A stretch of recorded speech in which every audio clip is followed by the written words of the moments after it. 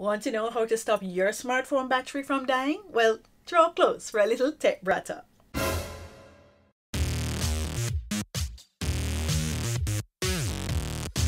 By the end of this video, I will share with you all my tips and tricks for getting your smartphone battery to last longer on a single charge. So let's get started on your tech guide to a digital lifestyle. I'm sure you're going to like this video, so don't forget to give it a thumbs up and share it with someone else who may benefit as well. When it comes to our smartphones, it feels like they never last long enough. The battery is always dying in the middle of the day. And part of the reason it dies is because of us and our bad habits. So let's go through some settings to ensure that our battery lasts as long as possible. Enable dark mode or use a plain wallpaper. We've got great images on our phone. We've got a parallax image on our iPhone. Maybe we have an animated image on our Android. We've got a picture of our family, ourselves, or some wonderful vacation spot. And these images are bright and beautiful. But every time we turn on our phone and these images come up, we are draining our battery. So my suggestion to you is to use a plain backdrop. Do you really need to see a picture of yourself every time you turn on your phone? By enabling dark mode or using a plain background, we're going to make sure that our phone isn't emitting more light than it needs to. Turn off the auto brightness. If I can see your screen from the moon, it is too bright. Make sure you turn on the screen brightness to as low as you can get it and still be able to read what is on the screen. Lots of us turn on the auto brightness feature because we want the phone to automatically adjust the brightness whether we're outside or inside. But one of the disadvantages of the auto brightness feature is that it can generally make your phone too bright, even when it brings down the brightness for when you're indoors. Overall setting is brighter than you need it to be. So nix auto brightness and bring down the brightness on your phone to save battery for a longer time. Reduce the auto off time. You always tell your kids, or your parents always told you, to turn off the light in the room when you're not there, right? So why do you leave the phone light on your phone? What you need to do is turn on the auto off feature for as soon as possible, 5 to 15 seconds. This means that when you get a notification or you look at your phone to read the time or something like that, you don't necessarily have to turn it off. The display will go off by itself in 5 to 15 seconds. If your display on time is 2 minutes or worse, 15 minutes or forever, you are wasting battery life. So make sure to turn on your auto off to 5 to 15 seconds. Delete widgets. Widgets are so convenient. I mean, you just turn on your phone and the information is right there, right? No. Widgets drain your battery. So if you don't need the widget, make sure that you delete it so that it's not draining resources from your already overused battery. Stop background apps. Stop apps from running in the background by going into settings and turning off that background feature, especially location apps and Facebook, one of the apps that drains your battery more than any other app.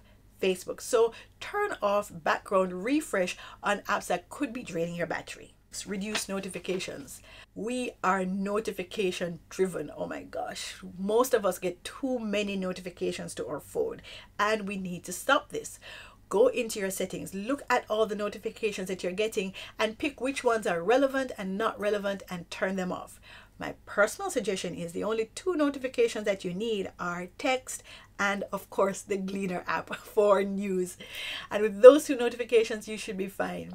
Every time a notification comes in, your screen lights up to give you the information, whether you're looking at it or not. And what this can do is just further drain your battery. So go through your notifications and make sure that you don't have on any extra notifications that you don't need, or reduce the frequency of notifications that you're getting to help save on battery life. Tip number 7, enable power saving mode. Power saving mode is great. Phones can turn down the energy that the phone uses. Now this can slow down the phone a little bit, so apps take longer to open or information takes longer to display. But if you're in a crunch and your battery is really low, this might be the best way to save battery life. So turn on power save mode, especially when you need it. Not all the time, but definitely when you need that little oomph of battery. Before we go on, are you using any of these tips already? How are they working for you? Do you have any tips you want to share with me so I can make my battery last longer? Well, let me hear about it in the comments below. I'm going to check them and see what you have to say. Tip number 8, update your OS. Like the reduced notification suggestion, this suggestion applies whether you want to save battery life or not. Update your operating system. Having the most up-to-date operating system means that your phone is best protected against bugs and loopholes and all sorts of things. And it also means that your phone has been optimized for battery life, because with each new OS update, they make sure that they find ways to make the phone run more efficiently. So if it is that you have last year's OS and this year's OS is out, upgrade your OS and you're probably going to see better battery life. Tip number 10, stop vibration. Yes, when you're going to church, maybe you're going into a meeting, you want to put your phone on silent and then turn on vibration so you can know if you get a notification. But beyond those scenarios, that's why your phone has a ringer, right? It rings. Using the vibration setting drains the battery, because it's actually the battery vibrating that's making the phone vibrate, and it is a battery killer. So if you don't need to have your phone on silent and you don't need that vibration setting on, make sure you turn it off. Tip number 11, stop haptic feedback.